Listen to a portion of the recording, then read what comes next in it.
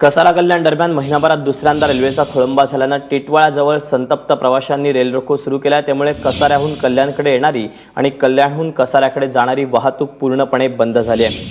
अक्षय आमचा प्रतिनिधी आपल्या सोबत आहे। अक्षय, आत्ताची परिस्थिती काय? अजून देखील हे जे आंदोलन आहे ते सुरूच आहे या ठिकाणी आणि त्याच्यामुळे गाड्या ज्या आहेत त्या बंद आहेत।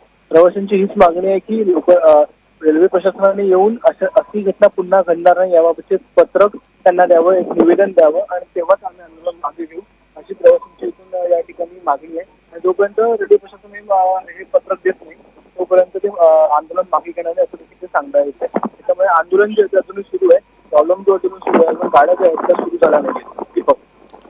अक्षय, तुझं या सगळ्या संदर्भात काही रेल्वेच्या अधिकाऱ्यांशी बोलणं झालं, अगदी थोडक्यात सांगशील?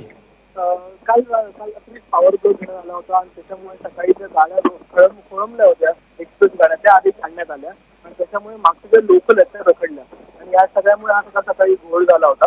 सध्या तरी एक्सप्रेस गाड्या निघालेल्या आहेत। निश्चितच, त्यामुळे आता कल्याण ते टिटवाळा दरम्यान 3 एक्सप्रेस रखडलेल्या आहेत आणि संतप्त प्रवाशांनी रेल रोको सुरू केलेला आहे। अक्षय, धन्यवाद दिलेल्या माहितीबद्दल।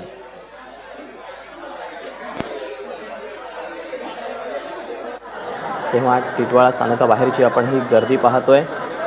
संतप्त प्रवाशांनी रेल्वे रोको सुरू केला।